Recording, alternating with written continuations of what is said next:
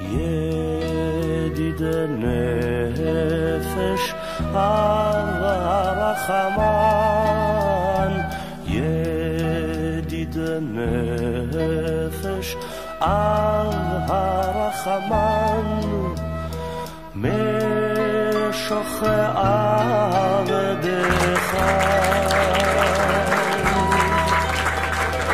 אל רצונך,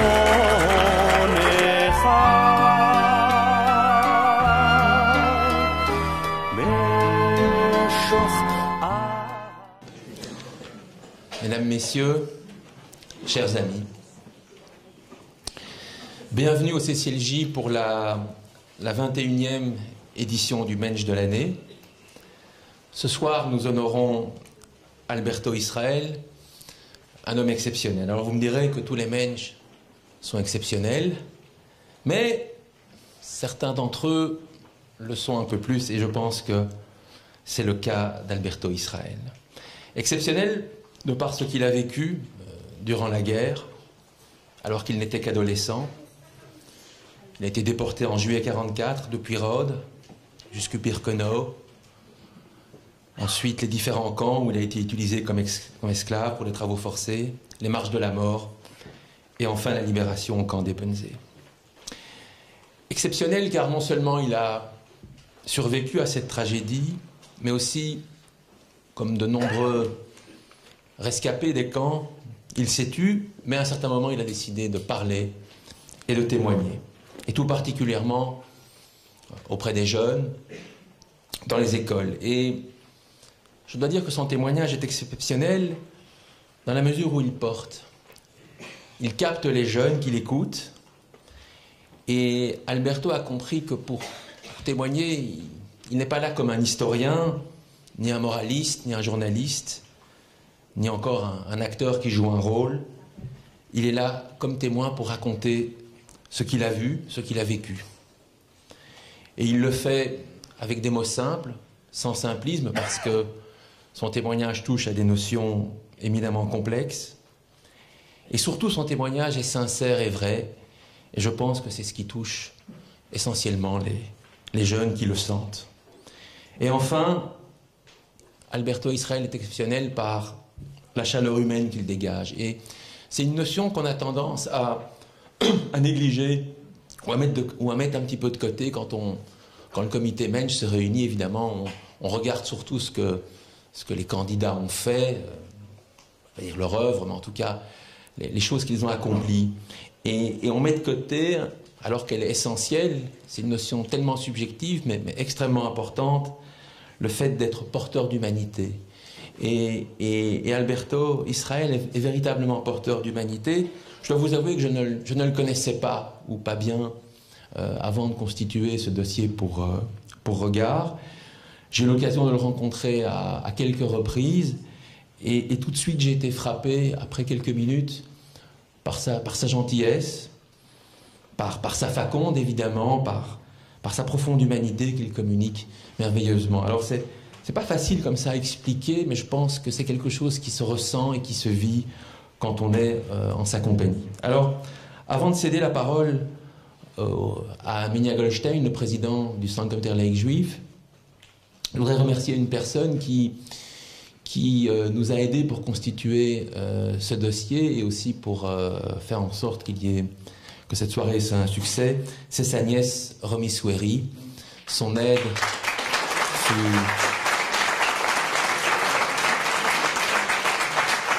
fut particulièrement précieuse. Monsieur le Président, vous avez la parole.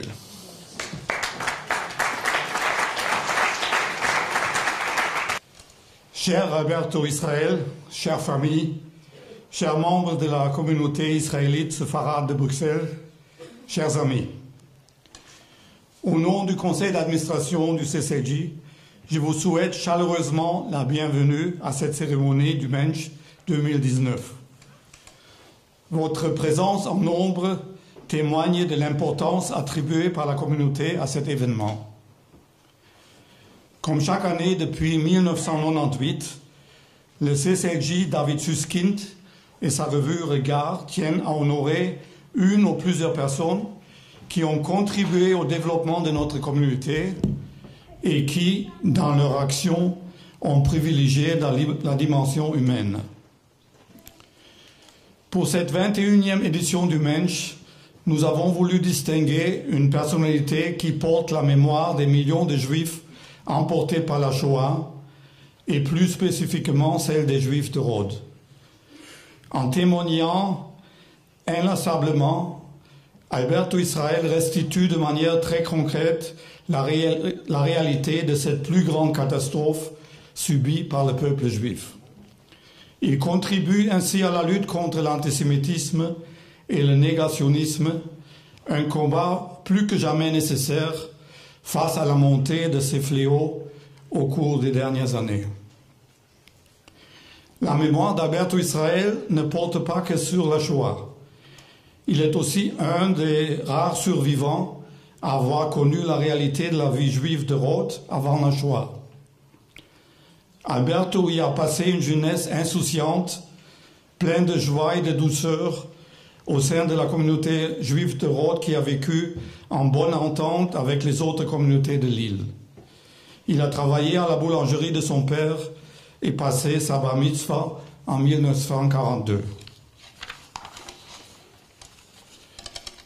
Lors d'un voyage à Rhodes organisé par le CCLJ il y a quelques années déjà, nous avons pu nous rendre compte du passé riche de cette communauté, dont il reste aujourd'hui beaucoup plus que la synagogue et le cimetière.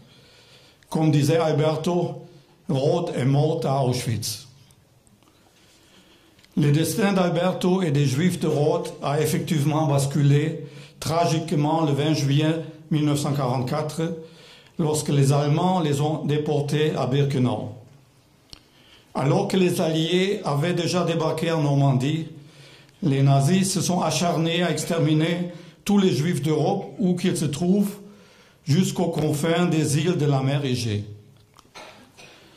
Arrivé au camp à 17 ans, passant en un moment de l'enfance dans le monde des adultes, Alberto Israel réussit à survivre à la barbarie nazie, contrairement à ses parents et ses deux frères aînés, Eli et Aaron.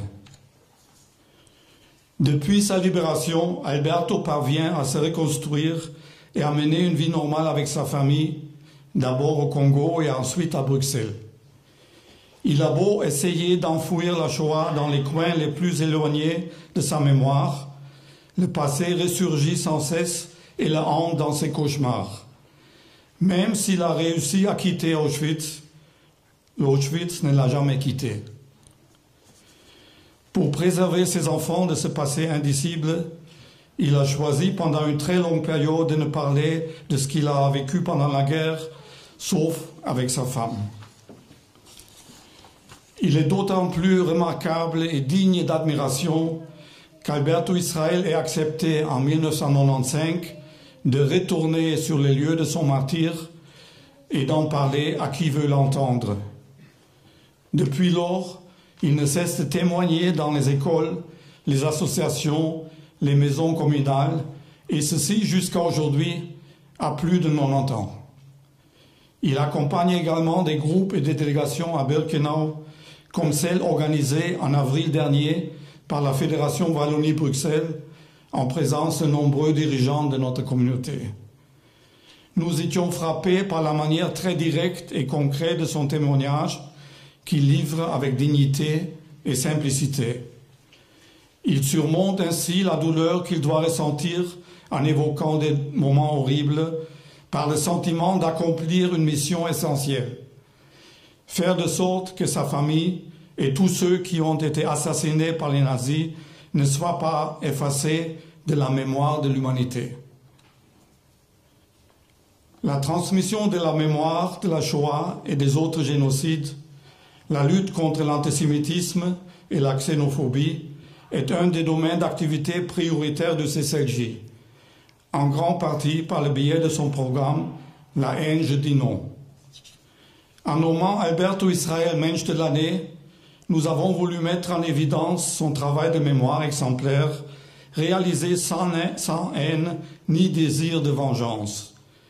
En même temps, il nous a paru important de faire connaître, à travers de son témoignage, l'expérience douloureuse vécue par les Juifs séfarades de la mer Égée. Alberto Israel, homme de l'année, hombre de l'Añada 2019, nous vous remercions pour votre engagement et votre humanisme qui donne tout son sens au terme de Mensch. Mazal Tov et longue vie.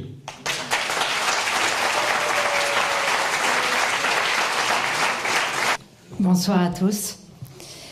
Alberto Israel a passé son enfance et son adolescence à Rhodes avant que le destin de toute la communauté juive de Rhodes ne bascule le 20 juillet 1944. Alberto sera déporté de la Grèce vers Auschwitz le 3 août, jour de ses 17 ans. Tilda Rousseau a consacré un livre titré « Hymne à la vie » à sa famille qui a elle aussi été déportée de Rhodes vers Auschwitz. Alberto Israel a bien connu sa mère Stella Aladef et son oncle à Rhodes, mais aussi en déportation, ainsi qu'après la libération au Congo, où Alberto Israel restera jusqu'en 1985. J'invite Tilda Rousseau à venir prendre la parole.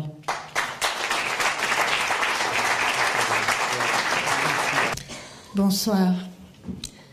Je remercie Nicolas Sommerstein et avec lui tout le CCLJ qui t'honore ce soir, très cher Alberto.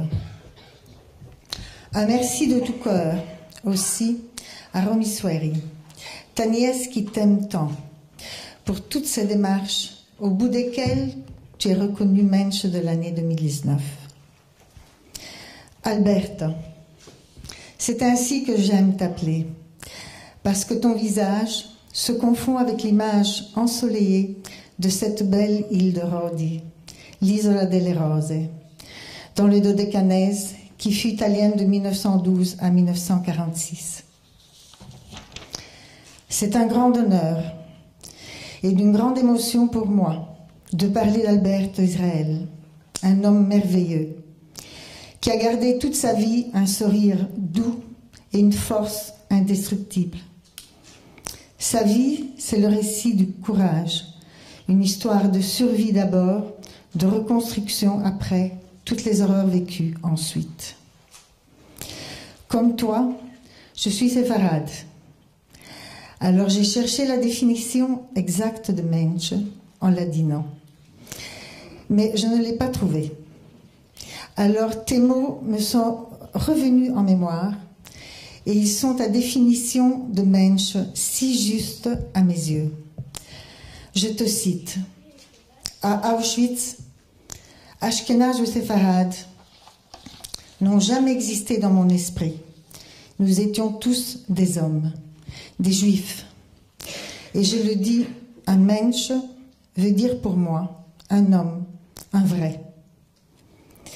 Alberto, tu fais la fierté de ta communauté, celle de Rodi, de ta famille, de tes amis, et par extension de toute cette communauté séfarade qui te chérit infiniment.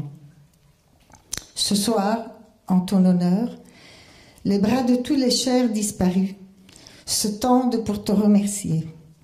Les voix de tous nos êtres chers se lèvent pour bénir ta mémoire vivante et saluer cette digne promesse que tu t'es faite en sortant vivant de l'enfer d'Auschwitz. Non vi dimenticherò mai, je vous oublierai jamais.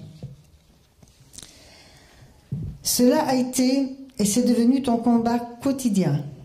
Tu témoignes inlassablement dans les écoles et surtout sur les lieux de ton martyre à Auschwitz. Je le sens, je le sais et surtout je l'ai vu de mes propres yeux, Alberto. Tu revis à chacune de ces occasions ces inexplicables et horribles souffrances. Et j'imagine combien elles te sont douloureuses. Mais malgré tout, parce que les jeunes doivent savoir qu'on envoyait dans les chambres à gaz des nouveau-nés, que de telles horreurs ne seront jamais rapportées dans les livres d'histoire. Tu continues, et tu continueras aussi longtemps qu'il te restera un filet de voix pour témoigner. Je n'oublierai jamais, cher Alberto, nos retrouvailles à Bruxelles. Un avion militaire avait été affrété pour la journée pour nous amener à Auschwitz. Il était 5h30 du matin, en plein hiver, 95-96. Il faisait froid et j'appréhendais cette première fois où j'allais me recueillir sur les cendres de ma famille que je n'aurais jamais connue. Le vol avait un peu de retard. Alors toi, tu allais et venais dans le couloir avec une étiquette sur ton manteau. Alberto Israel, survivant. Un visage familier. Me suis-je dit. Je me suis levée et je t'ai arrêté dans ton va-et-vient pour te demander quel Alberto Israel êtes-vous? À quoi tu m'as répondu? Toi, qui es-tu? Je dis Tilda. Tilda, fille de Stella. Alors tu as crié Stelika. Et je me suis aussitôt retrouvée dans tes bras, en pleurant sous le regard ému de mon mari, de tous les passagers et de l'équipage. À Auschwitz, tu as été notre guide, et nous avons tous été profondément secoués par ton courage, quand tu ressuscitais pour nous chaque horrible détail du quotidien dans les camps, et nous faire entendre ce qu'il fallait de force pour survivre à tant d'abjections. Nous n'étions plus des hommes, mais des numéros. Tu disais, et malgré toutes ces souffrances, il n'y avait jamais de haine dans ta voix, jamais de soif, de vengeance. C'est aussi cela ta revanche et ta noblesse, celle de ne jamais avoir succombé à la haine de ceux qui te haïssaient. À un moment donné, tu as vu combien je souffrais silencieusement en écoutant ton témoignage. Alors tu as mis ton livre dans mes mains et tu m'as dit, quand tu le liras, tu verras, ce livre est aussi l'histoire de ta chère maman et de tous tes chers disparus. Tu as connu mon oncle Narcisse Al-Hadef, seul rescapé avec ma maman, depuis votre enfance à Rhodes ainsi que mes parents. Avec Narcisse, vous êtes restés ensemble depuis le début de la déportation.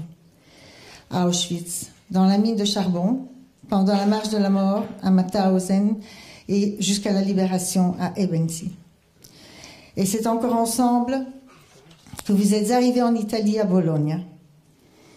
Après, il y a eu les retrouvailles en Afrique, au Congo, où tu m'as dit te rappeler du mariage de ma chère maman et mon cher papa, Jacques Rousseau. Ce n'est qu'après de longues années, après le témoignage que je n'attendais plus de ma chère maman, pendant les derniers mois de sa maladie, que j'ai décidé à mon tour de témoigner. Et c'est ce que nous faisons désormais, ma sœur Katie et moi, en Italie. Nous, filles des rescapés de la Shoah. Nous voulons à notre tour honorer, défendre et transmettre cette mémoire en quelque sorte. Nous avons mis nos pas dans les tiens, cher Alberto. Ce soir, je dis un immense merci au merveilleux homme que tu es. Merci à ce mensch que tu as été toute ta vie. Reste parmi nous longtemps encore. Nous avons tous encore beaucoup besoin de toi, de ta présence. Les jeunes surtout, plus que jamais. Ad mea estrim. Cher Alberto, je suis de ceux et de celles à qui tu auras passé le témoin pour continuer. Inlassablement de témoigner que les races n'existent pas et que c'est de l'homme, tout simplement de l'homme, que nous devons parler. Merci.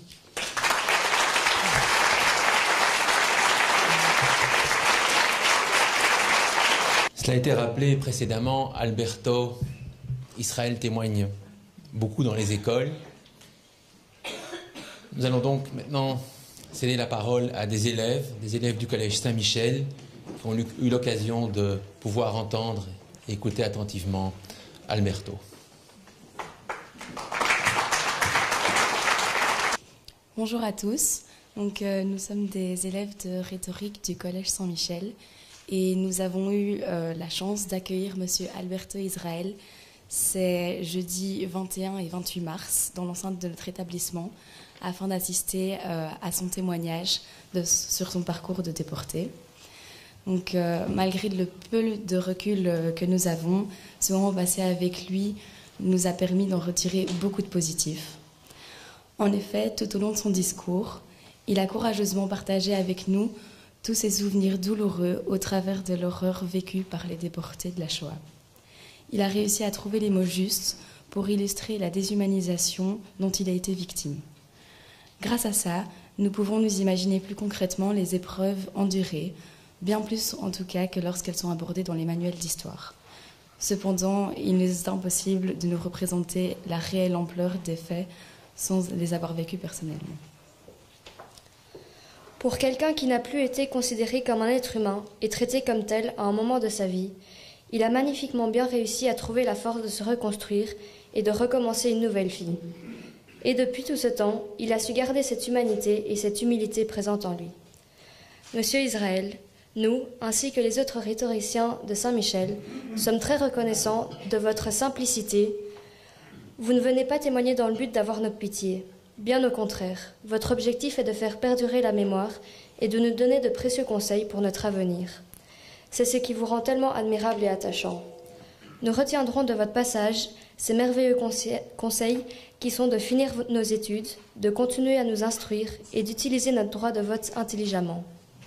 Pour cette générosité, ce moment de partage et cette belle leçon de vie, nous voudrions vous dire un tout grand merci. Merci à tous pour votre écoute.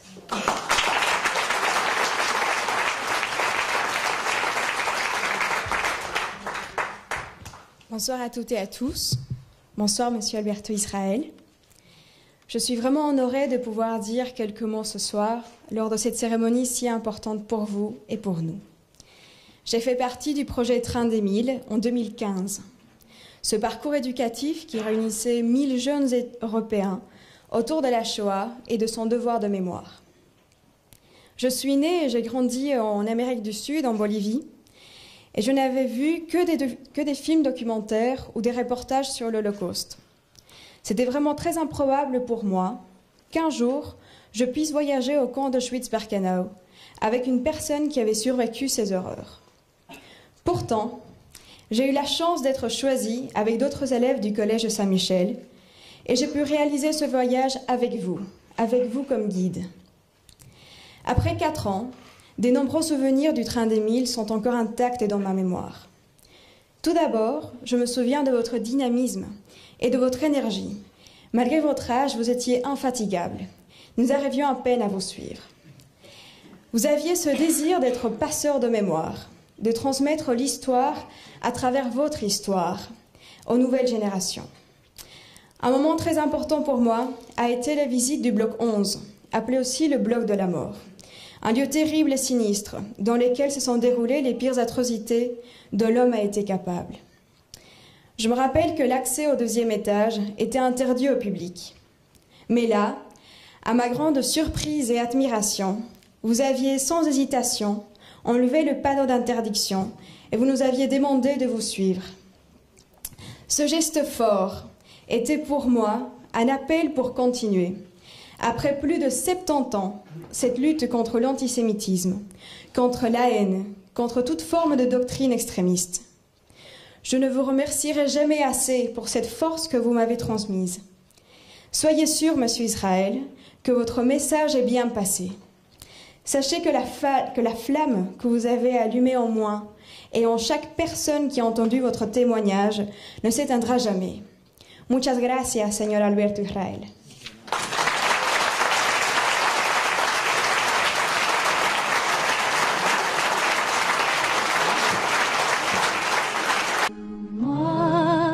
Cuando te parió y te quitó al mundo, corazón ella no te dio para amar segundo, corazón ella no te dio para amar segundo.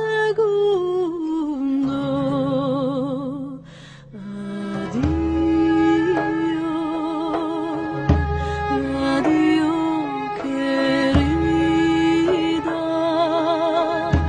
no quiero la vida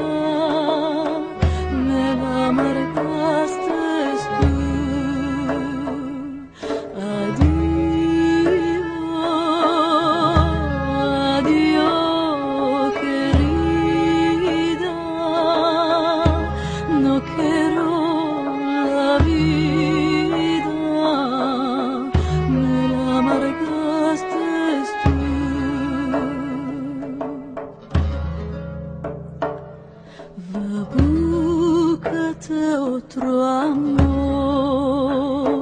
bajar va otras puertas, espera otro ardor, que para mí sos muerta. Espera otro ardor, que para mí sos muerta.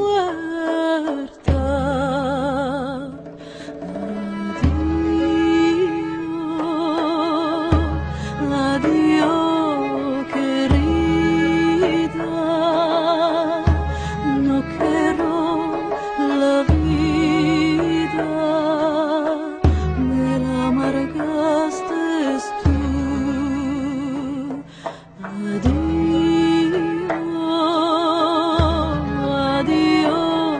querida,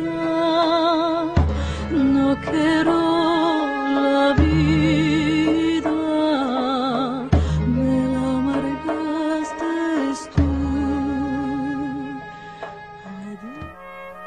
ידיד נפש הרחמן, ידיד נפש הרחמן, משוך עבדך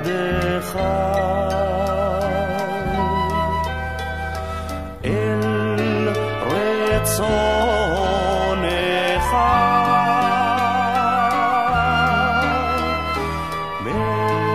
משוך עבדך, לה לה לה לה לה, אל רצונך.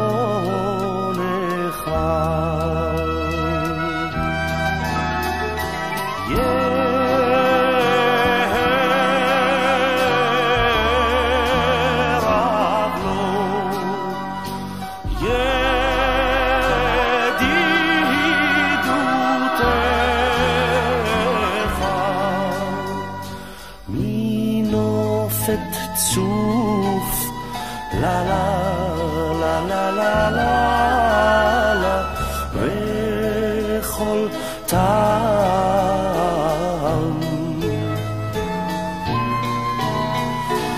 ירב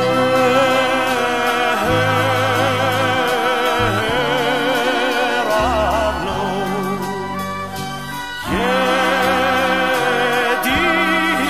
ידידותך מנופת צוף, לה לה לה לה לה לה לה, וכל טעם.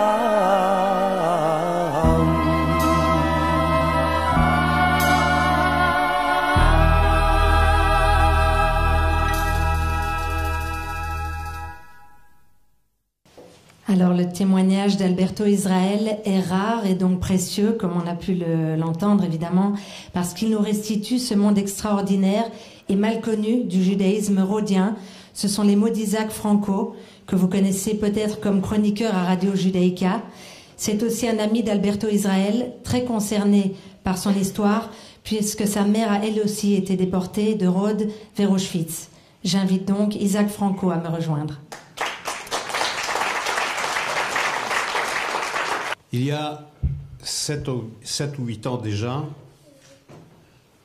on m'avait demandé de dire quelques mots à l'occasion de la commémoration de la déportation des Juifs de Rhodes à la synagogue du Pavillon. J'avais accepté sans trop réfléchir, pensant m'en acquitter avec quelques évocations tendres et nostalgiques de cette culture et de cette façon toute singulière qu'ont ces Juifs de Méditerranée orientale de se tenir au monde. Je n'imaginais alors pas que tout cela allait m'entraîner à me mesurer enfin au lourd secret qu'avait porté ma mère, déportée elle aussi avec ses presque 1700 autres compagnons d'infortune. C'est alors seulement que j'ai compris ces tant de choses que j'aurais voulu savoir et que je n'entendrai plus de la seule bouche qui devait les dire. j'ai compris que, à force de parler maladroitement, sans trop y toucher à ma façon, en inadapté du verbe, je n'apprendrai jamais d'elle comment tout s'est passé. Ce maudit 23 d'un mois de juillet incandescent de 1944, quand les brutes aux cheveux d'ange sont venus les chercher tous, femmes, enfants, vieillards, hommes. De quelle couleur était la lumière? Qu'est-ce qu'elle portait, ma mère? Qu'ont-ils tous pensé? Ont-ils eu peur? Tout de suite? Plus tard? Quand? Quand ont-ils été séparés des leurs? Les ont-ils vus mourir, souffrir, agoniser, disparaître dans une colonne de fumée? Comment faisait-il chaud quand il faisait chaud? Comment faisait-il froid quand il faisait froid? Comment était la puanteur de la peur, de la solitude, de la pourriture, de la mort? Aussi, comment s'arrachait-il chaque jour long comme l'enfer éternel de cette folie pour être là vivant le lendemain et le lendemain du lendemain encore, après qu'ils eurent survécu à une autre nuit de râle, de tout étouffé, de poux, de gênements et de pestilence. Comme ça, pendant des semaines, des mois, se mettre en réserve de la vie pour ne pas mourir, sous-vivre pour survivre. Comment ont-ils fait, enfin, après ce voyage de damnés, faire des enfants, avec ça pour toujours dans la tête, le nez, la bouche, les oreilles, le cœur, la mémoire, la chair, entre les jambes, dans le ventre? Comment ont-ils fait pour accoucher les choses de la vie, travailler, marcher, courir, rêver, parler, rire, pleurer, manger, et parfois s'abandonner toute méfiance oubliée à la douceur fugace d'un rayon de soleil? Je l'ignore, tant une seule petite chiquenaude peut aujourd'hui avoir raison des âmes les mieux trempées de nos contemporains. Mais eux, les rescapés, ils l'ont fait. Ils ont survécu et puis, petit à petit, ils ont réappris la vie. Et comme un pied de nez à leur bourreau, comme un bras d'honneur gigantesque à la haine, à aimer. Certains ont enfermé leurs souvenirs tout au fond de leur mémoire et scellé leur bouche pour prévenir le danger que les mots ne les ressuscitent. D'autres, plus rares, se sont promis de parler encore et encore pour que jamais ne se perde la mémoire de ce que l'homme fait à l'homme quand il s'oublie. C'est la voie qu'a choisie Alberto Israel, celle du témoin, infatigable, qui, lui, au contraire de ceux qui parlent dans la langue du silence, réveille et convoque chaque matin les plus terrifiants de ses souvenirs pour les faire entendre haut et fort, crûment, à tous, à ceux qui savent un peu, à ceux qui croient savoir, à ceux qui ne savent rien, à ceux qui ne veulent rien savoir, et à ceux aussi qui osent encore dire que rien de tout ça n'a existé. Alors il parle comme si sa vie en dépendait, comme si se taire revenait à oublier ceux des siens assassinés, comme si sa voix avait le pouvoir de les exhumer, de ramener leurs cendres du ciel sur la terre et à la vie. Il le fait dans sa langue, qui est aussi la mienne, celle de Rhodes, celle qui a le pouvoir unique de restituer un monde extraordinaire, aujourd'hui irrémédiablement perdu, avec cet accent, ce tempo où se mêlent mélancolie et allégresse, ce timbre dans la voix, cette façon si savoureuse de rouler les airs, comme on roule doucement de la pâte d'amande sous le plat de la main. Et l'œil mutin,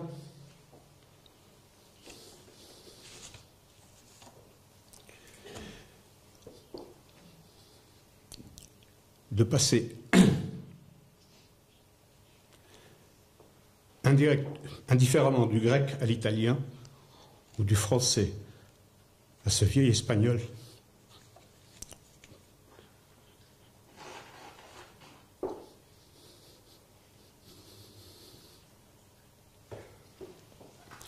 À ce vieil espagnol de mon enfance qui mourra bientôt, faute de nouveaux locuteurs, et qui fait que, encore aujourd'hui, Il lui suffit de me regarder, de ce regard tendre, qui aura vu toutes les horreurs du monde, et de me dire « Y joue, fils », pour qu'aucune de mes défenses patiemment construites pour me tenir à l'abri ne résiste. Merci Alberto, merci monsieur Albert Israël. Merci aussi à tous ceux qui, au CCLJ, ont pris cette noble décision de faire de vous le Mensch de l'année 2019 et contribuent ainsi à cet indispensable travail de mémoire qui, s'il ne guérira aucun antisémite et négationniste, prévient les hommes de ce qui leur arrive quand ils s'abandonnent à la haine. Et puisse la vie vous garder longtemps encore parmi nous.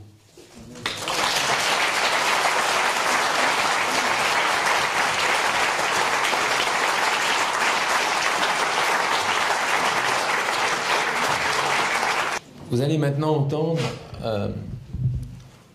un autre fils de déporté. Il n'est pas parmi nous, il est en Israël. C'est le dessinateur et caricaturiste Michel Kishka, dont le père Henri Kishka était également à Auschwitz-Birkenau. Mon cher Alberto, eh bien, je t'ai écrit un petit texte, je vais te le lire. Tu es à Bruxelles et là, je suis à Faro, dans le sud du Portugal. Et le 1er avril, je serai à Jérusalem quand tu seras à Bruxelles pour recevoir ton titre. Alors, tu sais, je t'ai connu sur le tard, lors d'un voyage à Auschwitz-Birkenau, en avril 2015, l'année des 70 ans de la libération du camp. J'ai eu la chance, car ce fut réellement une chance, de faire tout le parcours de Birkenau à tes côtés, écoutant tes mots et tes silences, écoutant l'incroyable récit de ta descente aux enfers, ainsi que de celle de ta famille. Tu étais tout dans la retenue, l'émotion, la dignité et la sincérité. Ce n'est qu'au bout du parcours, alors que nous marchions côte à côte, à l'écart, que nous avons réalisé que je connaissais tes enfants depuis 50 ans. Nous étions ensemble à la chômère. C'est surprenant qu'au mouvement, alors que nous étions quasiment tous deuxième génération, nous n'évoquions, pour ainsi dire, jamais ce sujet. Il est vrai qu'à l'époque, dans les années 60 et 70, la première génération, la tienne, celle de mon père, n'avait pas encore parlé. Et nous, les baby-boomers de l'après-guerre, nous ne savions presque rien et nous ne posions pas de questions, conscients que le sujet était trop délicat et trop douloureux. C'est une chance pour nous, les enfants et les petits-enfants, que le temps vous ait permis de prendre la parole, puis de témoigner, puis d'écrire et de publier vos mémoires. Tu m'as offert ton livre que j'ai lu d'une seule traite. Un livre qui fait revivre ta famille disparue, l'enfant que tu étais, ton adolescence brisée. Ton livre a l'odeur du bon pain, il en a la saveur, sans aucune dramatisation, sans aucun apitoiement. Tu y mets l'humanité, amour, réflexion philosophique.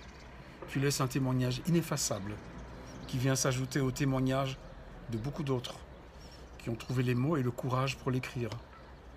Toi, mon père, Yirmi Kertész, Aaron Appelfeld, Elie Wiesel, Primo Levi et tant d'autres. Tu as non seulement trouvé le courage, sorti d'un endroit qui semblait sans espoir et sans vie possible, mais tu as donné la vie et tu as fondé une amie avec ton épouse. C'était ta façon, la façon de ta génération, de prouver au monde que l'horreur et la haine, le mal et la folie n'auront jamais le dernier mot. Aujourd'hui, tu es élevé au rang de Mensch de l'année par le CCLJ. C'est plus que la Légion d'honneur. J'ai cherché partout la définition de Mensch. C'est bizarre que ça n'ait été traduit dans aucune langue. Il n'existe qu'en yiddish. Pas de Mensch dans le Larousse, pas de Mensch dans le Robert, pas de Mensch dans le dictionnaire d'Oxford. Alors j'ai continué mes recherches sur Google et sur Wikipédia. Et là non plus, pas de définition, ni de traduction. Heureusement, l'avantage de Wikipédia est que les internautes peuvent proposer des définitions. Je vais leur écrire demain. Et si tout va bien, quand quelqu'un cherchera Mensch, il tombera sur cette définition. Mensch, : Alberto Israël. Mazal Tov, Chazak Vermatz, je t'embrasse. Donc Michel Kishka, pour le rappeler à ceux qui ne connaîtraient pas encore son livre, il est l'auteur du magnifique roman graphique Deuxième génération, comment vivent les générations suivantes à l'ombre de la Shoah. Alors, je vais à présent donner la parole à un autre représentant de la communauté séfarade, qui n'est pas de Rhodes, mais du Maroc, c'est bien aussi. C'est le grand rabbin de Bruxelles, Albert Guigui. Albert Guigui a participé l'an dernier au voyage interconvictionnel organisé à Auschwitz avec les autres représentants des cultes, et leur témoin n'était autre qu'Alberto Israël. J'invite M. Guigui à monter sur scène. Mes chers amis, mon cher Alberto, quelle idée magnifique d'octroyer le titre de Mensch de l'année à notre cher ami Alberto Israël. S'il y a une personne au sein de notre communauté qui mérite ce titre, c'est bien lui. Lui qui ne ménage aucun effort pour maintenir vivant le souvenir des victimes de la Shoah et lutte par sa présence à démentir les thèses des faussaires de l'histoire et des négationnistes. Aussi, je voudrais ce soir féliciter les organisateurs d'avoir opéré ce choix et d'avoir couronné toute une vie consacrée à la lutte pour la défense de la mémoire, en octroyant le titre de Mensch de l'année à Alberto Israël. Généralement, un rabbin enseigne, véhicule les propos de la Torah et du judaïsme. Mais ce soir, il m'est donné l'occasion de remercier Alberto Israël pour la leçon magistrale qu'il m'a donnée un jour. Leçon que j'essaye de véhiculer le plus possible, en son nom, bien évidemment. Au mois d'avril 2018, et vous en avez parlé tout à l'heure, il m'a été donné la possibilité de me rendre à Auschwitz avec une délégation composée de juifs, de musulmans, de chrétiens, de laïcs. Ce pèlerinage a eu lieu à l'initiative du ministre-président de la Fédération Wallonie-Bruxelles, M. Rudy Demotte. C'était très émouvant de voir toutes les composantes religieuses et laïques de notre pays dans ce lieu d'horreur. C'était surtout un moment de prise de conscience pour chacun et chacune d'entre nous, où chacun s'est dit, probablement, on ne peut pas fonder une société libre et démocratique sur la haine de l'autre. Mais pour moi, j'ai appris ce jour-là qu'on doit vivre avec le passé, mais pas dans le passé. Et cela, je l'ai appris de notre ami Alberto Israël, qui nous a accompagnés dans notre pèlerinage pour témoigner et raconter ce qu'il avait enduré. Son témoignage était poignant. Il était là, entouré de tous ces hommes et de toutes ces femmes, debout, face à ce wagon dans lequel il avait été déporté. Il se tenait sur les rails du train, et nous racontait, les larmes aux yeux, comment lui et son père avaient été jetés comme un sac de pommes de terre le jour de leur arrivée à Auschwitz. Ils étaient là, ensemble, la main dans la main, inséparables. Lui avait 17 ans. Avec brutalité, il fut séparé de son père. Et le seul souvenir qu'il garde de lui, c'est cette main levée pour lui dire « Mon fils, au revoir ». Et pourtant, j'ai rarement vu un homme aussi dynamique que lui. Ce qui m'a le plus frappé, c'est qu'il vit sans ressentiment. Il n'a jamais cherché à se venger. Ce n'est que plus tard qu'il a commencé à effectuer des visites dans les écoles, à témoigner. Il parle certes de ce qu'il a vécu, mais ce qu'il veut par-dessus tout, c'est que les jeunes comprennent combien la liberté est précieuse et combien elle est fragile. Il parle de tolérance, de l'importance du souci de ceux qui sont différents de lui. La liberté, dit-il, n'est pas un acquis. Il faut se battre pour elle. Il faut défendre les autres. Il ne faut jamais céder à la haine. Je me demande, comment est-il parvenu à exorciser la douleur? Pendant des années, il n'a pas parlé du passé, même à ses enfants. Il s'est surtout focalisé de manière presque obsessionnelle sur l'avenir. Il a appris la langue et la culture du pays d'accueil. Il a travaillé sans relâche. Il s'est marié et il a fondé une merveilleuse famille. Ce n'est que quand il a estimé que leur avenir était absolument assuré, au bout de 40 ou 50 ans, qu'il s'est autorisé à regarder en arrière et à se remémorer le passé. Voilà ce que M. Alberto Israel m'a appris. Il m'a appris qu'il faut d'abord bâtir l'avenir. Et c'est seulement après que l'on peut revisiter le passé sans y rester enfermé. Tel est le message de l'histoire de la femme de Lot que vous connaissez tous.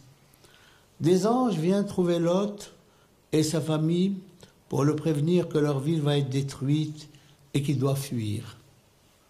Lot accepte de partir. Ne regardez pas en arrière, les avertissent les anges. Mais la femme de Lot se retourne et se transforme en statue de sel. Se retourner sur un passé douloureux nous empêche d'avancer. On se retrouve paralysé par les larmes. On devient une statue de sel. Ceci est vrai pour les individus, mais c'est aussi vrai surtout au niveau de notre peuple. Après que notre peuple ait connu l'innommable, après qu'il ait perdu 6 millions des siens, dont 1 800 000 enfants, seulement parce qu'ils étaient juifs, les rescapés avaient le droit d'inonder le monde de haine et de vengeance. Mais au lieu de semer la haine, au lieu de crier vengeance, ils ont construit un rêve. Ils ont réalisé le projet le plus fou, le projet le plus beau, le projet de faire refleurir le désert et de retrouver leur patrie ancestrale. Cher ami Alberto, tu m'as appris le vrai sens du verbe zachor, se souvenir. Souviens-toi. Ce verbe revient plus de 200 fois dans la Bible. Ce verbe qui forge l'identité juive, que signifie-t-il? Ce verbe nous invite non pas à vivre dans le passé, mais à empêcher ce passé de se répéter.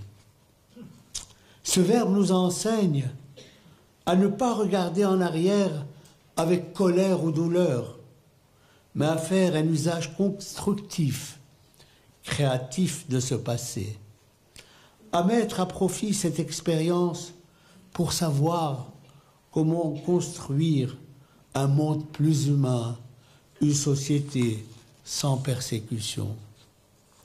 Ce verbe nous enseigne à nous tourner vers l'avenir et à être pour nous et nos enfants une source de lumière.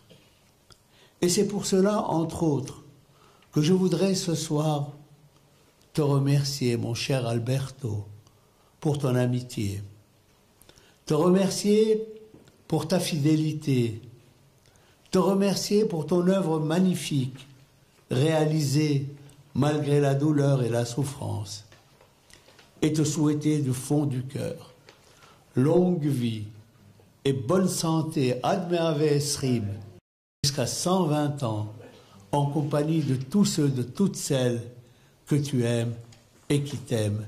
Merci.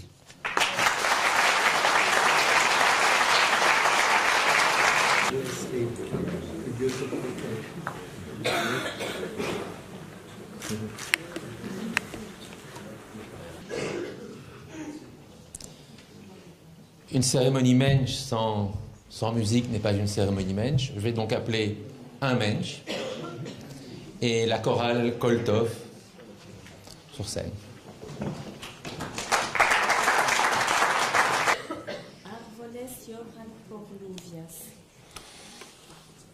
Árboles lloran por lluvias y montañas por aires. Así lloran los mis ojos por ti, querida amante. Torno y digo, ¿qué va a ser de mí? En tierras ajenas yo me voy a morir. Blanca sos, blanca vistes, blanca la tu figura, blancas flores caen de ti, de la tu hermosura. Torno y digo, ¿qué va a ser de mí? En tierras ajenas yo me voy a morir. Les arbres pleurent pour la pluie et les montagnes pour l'air. Et c'est ainsi que pleurent mes yeux pour toi, mon cher amant. Je pleure et me dis, qu'adviendra-t-il de moi qui vais mourir en terre étrangère? On raconte que les judéo-espagnols des Balkans, qui chantaient ce chant dans les trains, qui les emmenaient vers Auschwitz, le chantaient aussi lorsqu'ils étaient conduits vers les chambres à gaz. C'était là une manifestation de dignité et de revendication de leur identité judéo-espagnole. Ces paroles ont été prononcées par un homme politique espagnol lors de la commémoration du 72e anniversaire de la libération du camp d'Auschwitz par les troupes soviétiques. Mon très cher Albert, c'est un privilège pour nous de venir chanter en ton honneur et de nous apporter quelques notes de notre chère Rhodes. Nos plus vives félicitations et Mazel Tov.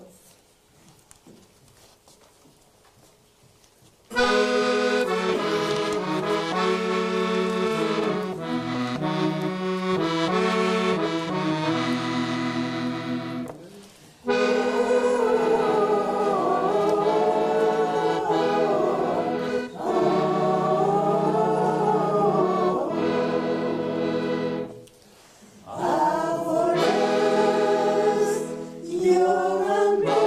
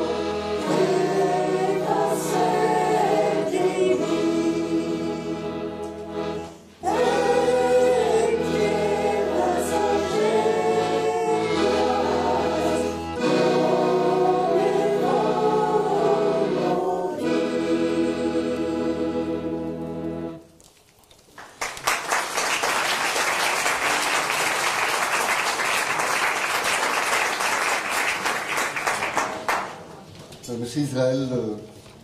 Pour être sincère, depuis le début de cette cérémonie, je n'ai pas arrêté de pleurer. Tellement il y a de l'émotion. Et c'est une émotion particulière, c'est une émotion naturelle, partagée. On n'a pas besoin de faire des efforts. Grosso modo, je me suis dit, au fond, la tonalité de cette cérémonie se suffit à elle-même, et peu importe ce qu'on dit, un peu comme un tzigane qui va vous jouer un air dans les oreilles, vous allez vous mettre à pleurer et ça va vous faire un bien fou. Et on en est là. Mais alors, on voulait y contribuer en chantant cette chanson symbolique de Rhodes, et puis on s'est dit qu'il était temps d'en sortir, et que vous, qui êtes tellement orientés vers l'avenir, il est bon maintenant qu'on chante quelque chose d'un petit peu plus joyeux. Et donc, on va vous chanter Pacharo de Mozura, qui est une chanson plus dans une tonalité joyeuse. Voilà.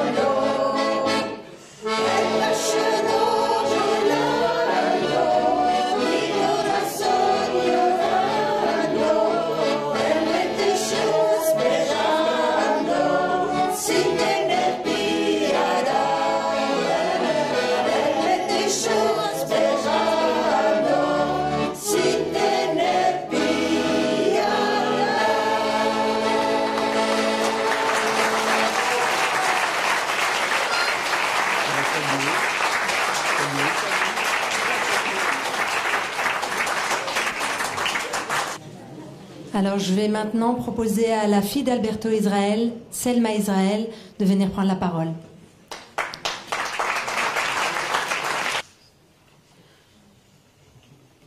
Je vous remercie tous, je remercie tous ceux qui sont venus ce soir pour honorer de leur présence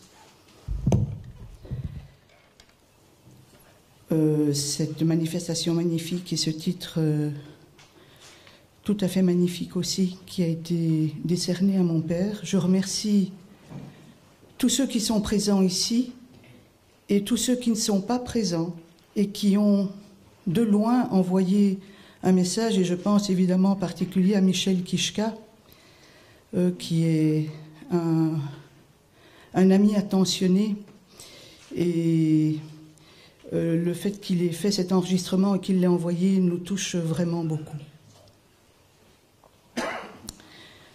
Je parle également ici au nom de mon frère Aaron et de ma sœur Rachel. Cette reconnaissance de carrure, ce mensch de l'année, cette reconnaissance de carrure, se présente comme une consécration. Elle se présente comme un aboutissement, alors qu'en fait, elle devrait plutôt être prise comme un point de départ tourné vers l'avenir, à l'image de tout ce qui a caractérisé en fait la vie de mon père. Il n'est pas anodin pour moi que cette cérémonie survienne maintenant, à la veille de Pessah, qui consacre la naissance du peuple juif en tant que peuple, et la semaine de Parashat HaChodesh, qui projette dans l'avenir les idéaux du peuple juif. Dans la Haftara de cette semaine, dans Haftarat HaChodesh de cette semaine, il est dit que lorsque le peuple venait apporter son hommage quotidien au temple, il entrait par une porte. S'il entrait par une porte, il devait sortir par une autre porte. S'il rentrait par la porte du nord, il devait sortir par la porte du sud. S'il rentrait par la porte du sud, il devait sortir par la porte du nord. C'est-à-dire, on ne sortait pas par la porte par laquelle on était entré. Et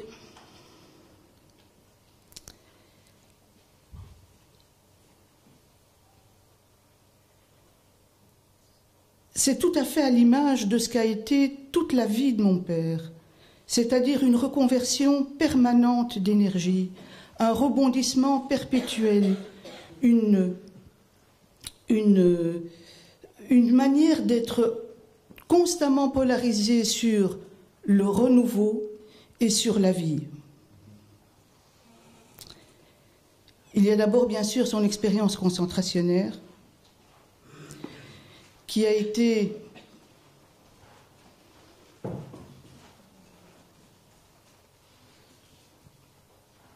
je ne peux pas dire reconverti, parce que ce n'est pas une reconversion, mais qui s'est exprimé par la suite dans sa vie chez quelqu'un qui était un bon vivant, bourré d'humour, pragmatique, tourné vers les autres, toujours,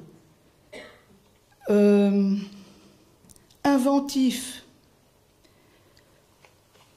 Et comme l'avait très justement souligné ma sœur, avec une capacité absolument exceptionnelle à trouver des solutions aux situations les plus inextricables. Et ça, c'est vraiment une marque de fabrique. Donc une capacité à remétaboliser l'ensemble et en tout cas à l'exprimer d'une manière inscrite dans un tissu vivant et toujours tourné vers le nouveau. Il y a l'expérience du silence et de l'incommunicabilité qui a donné naissance plus tard à une parole portée inlassablement auprès des jeunes, portée inlassablement dans les écoles, à un témoignage, une vie vouée littéralement au témoignage et à la transmission de mémoire. En fait, toutes les expériences de la vie de mon père, heureuses et malheureuses, ont toujours été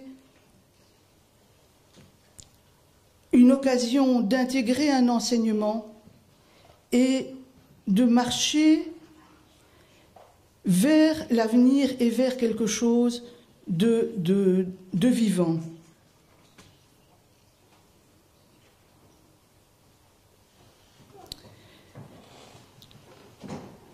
Ce qui est au cœur de cette Torat Chaim, de cette philosophie de vie,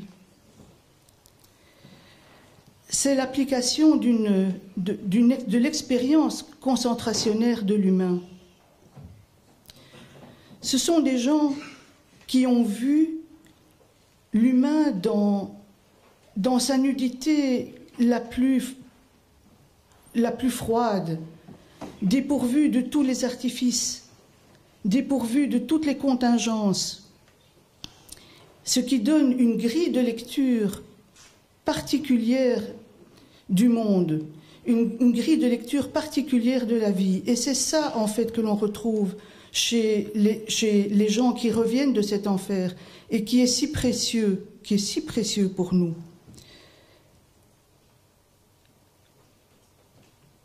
Mon père est quelqu'un d'une authenticité absolue dans ses rapports avec les autres. Il parle au roi, et il parle au roi, comme il parle au facteur, sans absolument changer rien du tout. Il est vraiment lui-même. Il ne s'embarrasse pas de contingences vestimentaires, il ne s'embarrasse absolument de rien. Il est identique à lui-même. Et cette authenticité, c'est l'expression de cette grille de lecture, comme je l'appelle. En tout cas, c'est la manière dont s'exprime, dont s'applique cet enseignement vu dans les camps. Et c'est un enseignement pour nous. Parce que quand on n'a pas vécu cette expérience-là, on a tendance à s'embarrasser malgré tout de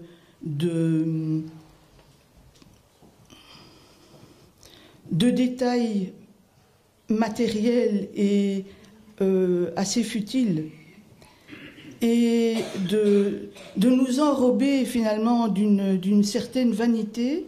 Et rencontrer des gens de cette trempe, quelque part, nous remet à notre place et nous amène à regarder aussi les autres d'une manière, de la manière qui est celle qui est attendue. Et donc, c'est au travers de ce qu'il est et au travers de ce qu'il dit que se fait cette transmission.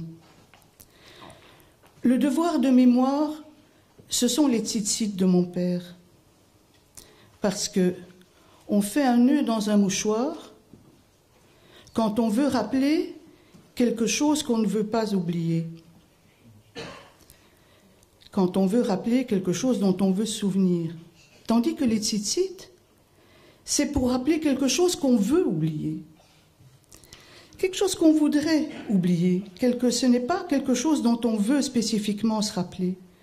Et donc, c'est finalement ce qu'il a fait toute sa vie, et je pense que beaucoup de gens ici, beaucoup d'orateurs avant moi, l'ont exprimé et l'ont décrit avec beaucoup de justesse.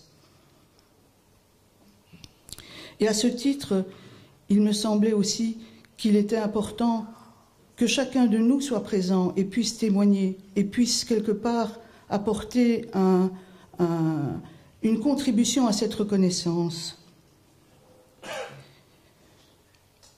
Je voudrais remercier Nicolas Sommerstein pour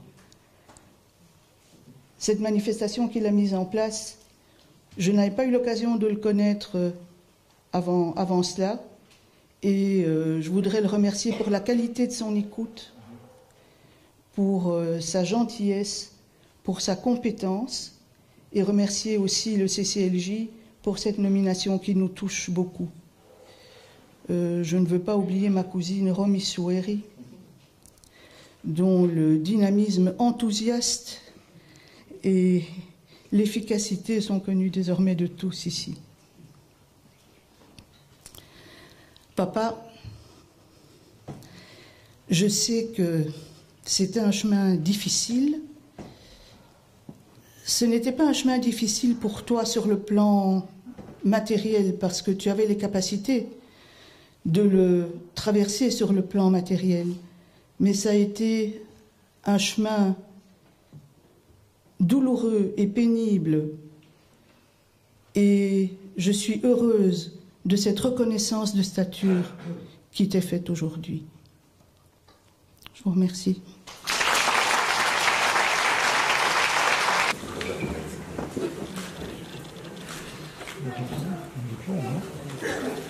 Alors j'invite à présent Menia Goldstein, président du CCLJ, et Nicolas Sommerstein, rédacteur en chef de Regard, ainsi qu'Alberto Israel pour la remise de son diplôme Mensch de l'année 2019.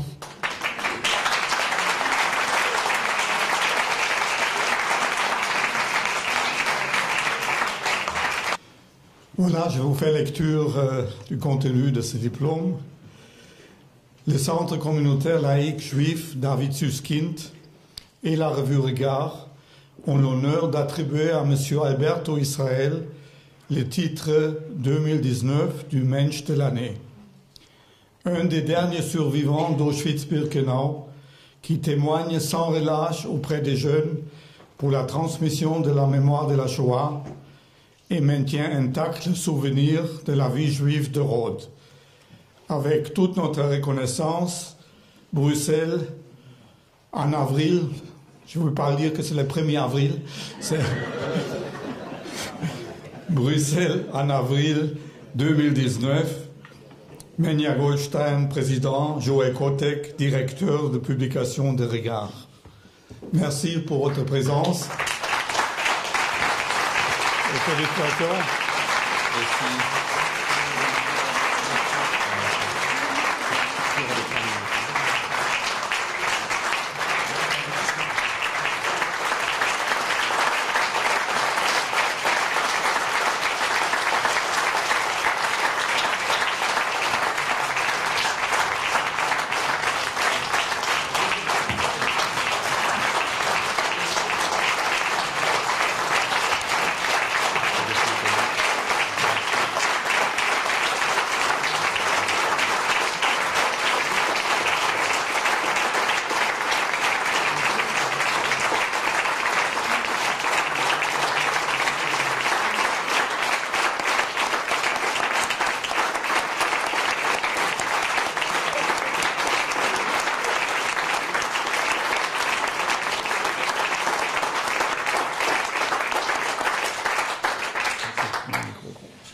Je vous remercie tous. Je ne parle pas parce que je n'ai pas envie de pleurer. J'ai déjà assez pleuré.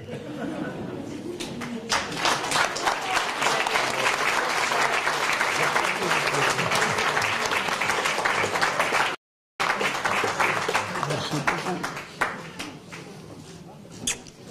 Merci énormément. Voilà. On va sortir par là. Merci.